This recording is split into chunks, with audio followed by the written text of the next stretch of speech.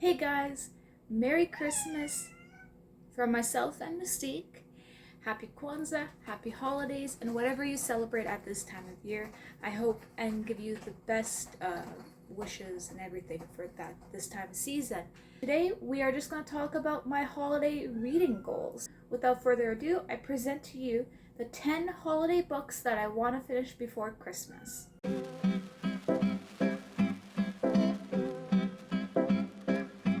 Thank you very much to the Winnipeg Public Library for the librarians who create these awesome holiday displays and books and stuff, and that is where I got all my Christmas books and holiday books for this year. This is a bit of a library haul for you guys. The first one we're going to start with today is A Cherry Cola Christmas.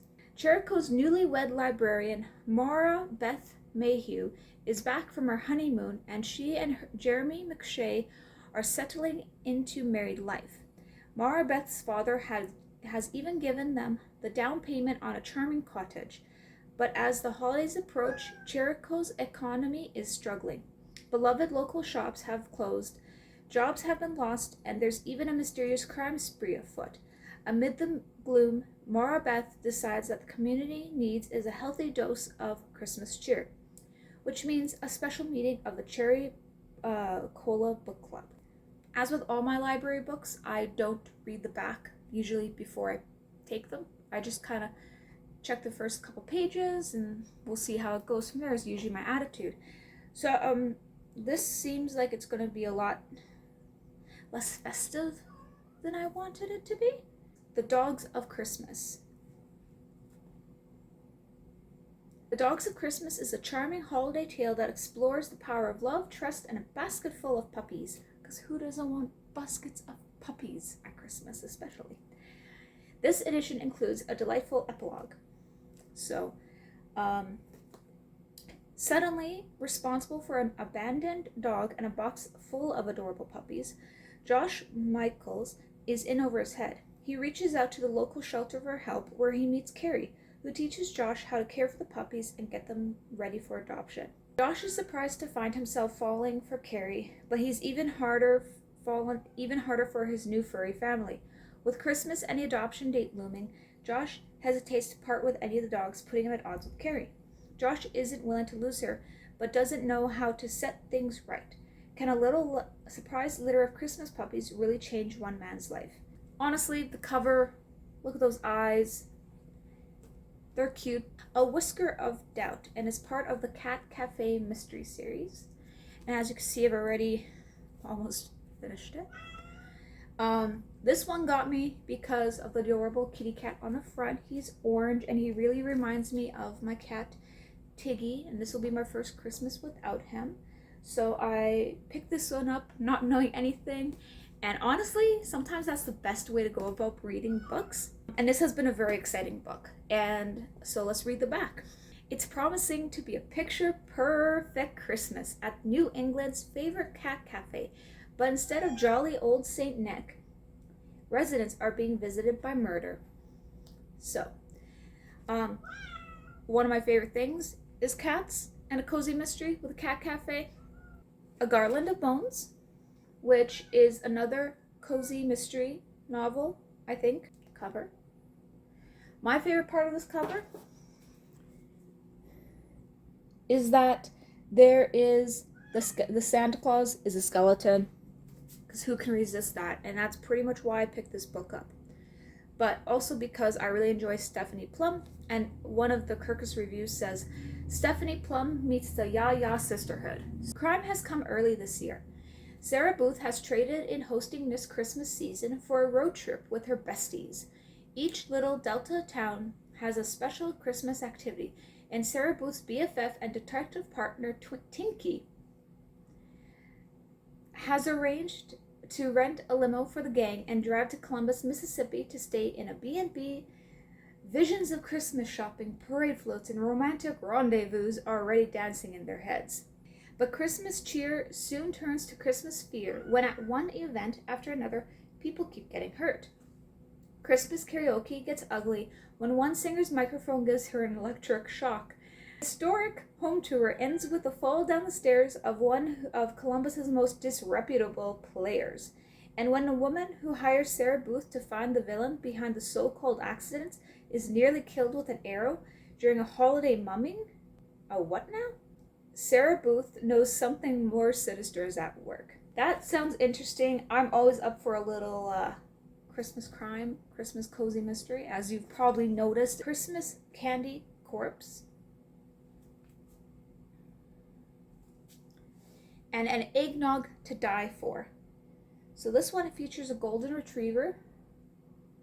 A professional foodie, Sarah Barnes, has a simple Christmas list, a quiet holiday at home with her dog, and a certain handsome harbor master, no embarrassing viral videos, and no finding dead bodies. A girl can wish. Unfortunately, she's got family visiting, and she's spending a lot of time in front of the camera, and she just stumbled over the lifeless body of the town Santa Claus. Oh, okay, cool. Okay, I'm intrigued. And for Christmas Candy Corpse, which honestly the title just got me, a candy corpse. That sounds delightful. Christmas has come early to this beautiful Poconos resort. That's the setting for the American Baking Battles Holiday Special, where Chef Courtney Archer is on hand to sample festive fare and lift the lid off a murder. Okay, like I said, both holiday food related, cozy mystery novel selections. Wait a second, I forgot one book. So we're gonna go with some holiday and festive contemporary romance, whatever that may entail for me this year. I realized as I was thinking about this that when I was much younger, I actually really enjoyed contemporary romance. I guess at the time when I read YA stuff, I couldn't get really into it, even though I was at like the ideal YA age. So I kind of stopped reading it. I did read a lot of romance fan fiction. I'm hoping some of these bring back the excitement I had when I was reading those, because otherwise I've kind of given up on contemporary romance, I guess. The first one is Joy to the Wolves by Terry Spear. And basically this covers close proximity. It's a paranormal romance, and it's the trope of antique shop owner meets policeman or detective, which when I was younger, this was like my jam. Close quarters make for a cozy Christmas. As Christmas approaches, Red Wolf shifter Brooke Searcy unexpectedly inherits an antique shop in Portland, Oregon. But when a missing reindeer calf turns up on her property, she becomes embroiled in a kidnapping case and the primary suspect of far too intriguing shifter detective Josh Wilding. Josh doesn't intend to fall for the mysterious new woman in town, but Brooke gets under his skin from the moment they meet, and he can't help his instinct to protect her. These red wolves are both on the hunt for love, but there's a mystery to solve before they can enjoy their holiday happy ever after. I'm a sucker for happy ever afters, which means this obviously ends happy, which I like. Mistletoe and Mr. Right, I believe. Yes, I've actually read one. I think it's the first book or second book in the series, called The Tourist Attraction at the very beginning of this year. So I immediately knew I was going to really enjoy this one. Because there's a moose that steals Christmas, and what more does anybody want? So this takes place up in Moose Springs, Alaska. So again, close proximity. I think might be Grumpy Sunshine, it sounds like.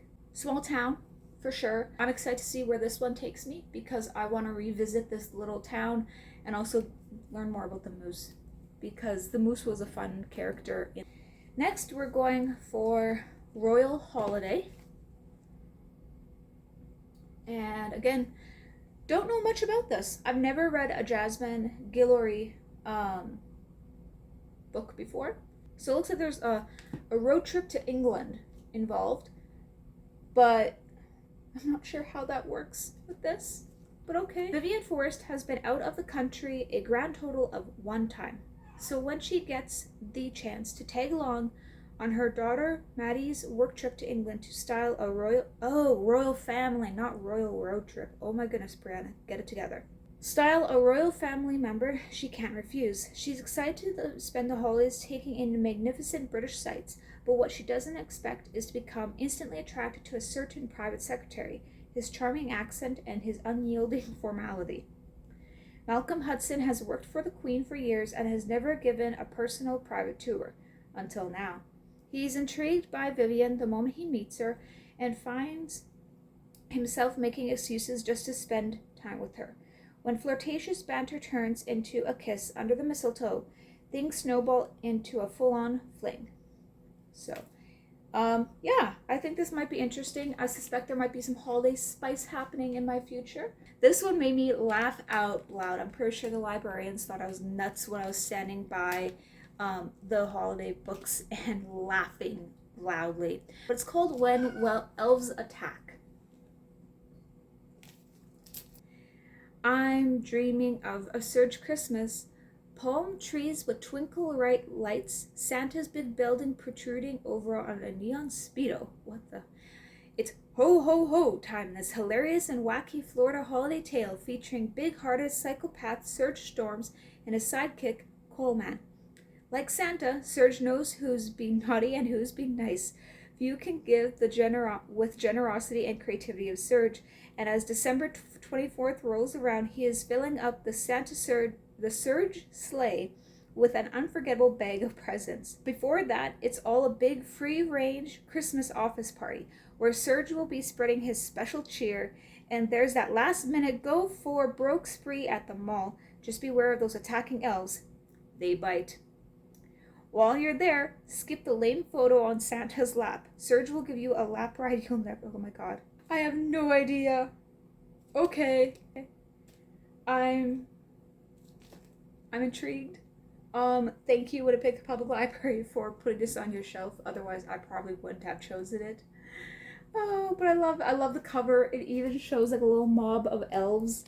And as someone who really, really dislikes elf on the shelf, this sounds perfect. The book I'm looking most forward to reading, and probably will do a reading vlog on it, I think, maybe, will be Krampus, the Yule Lord by Brom.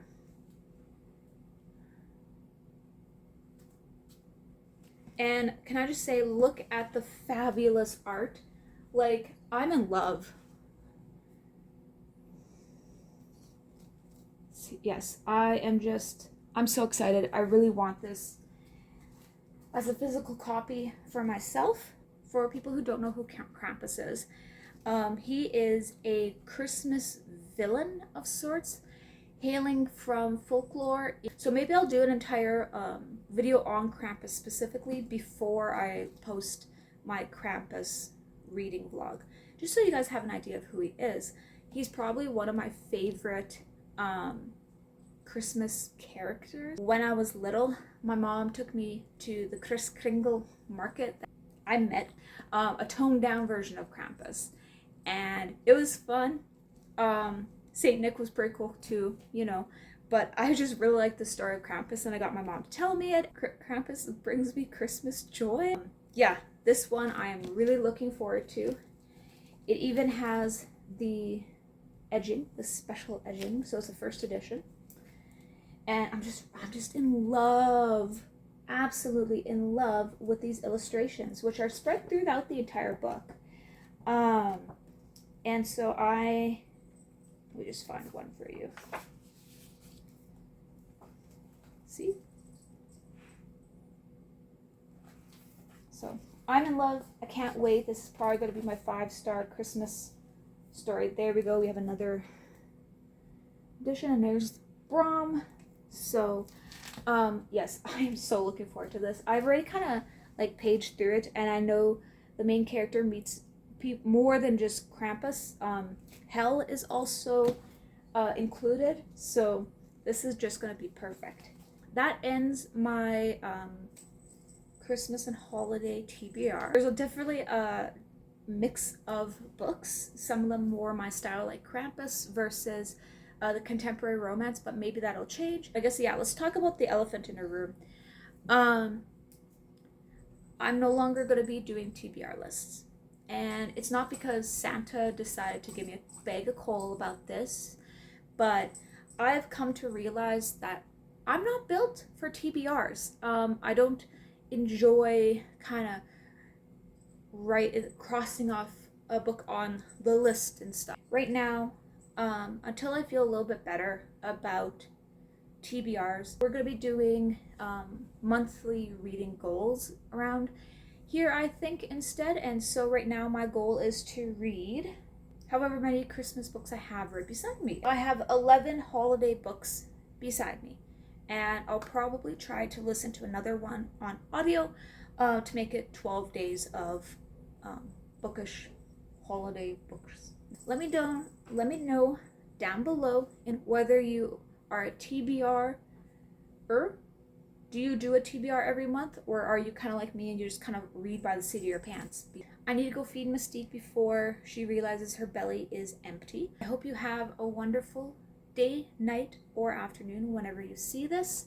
Always have a book with you, a smile on your face. I'll see you in the next video.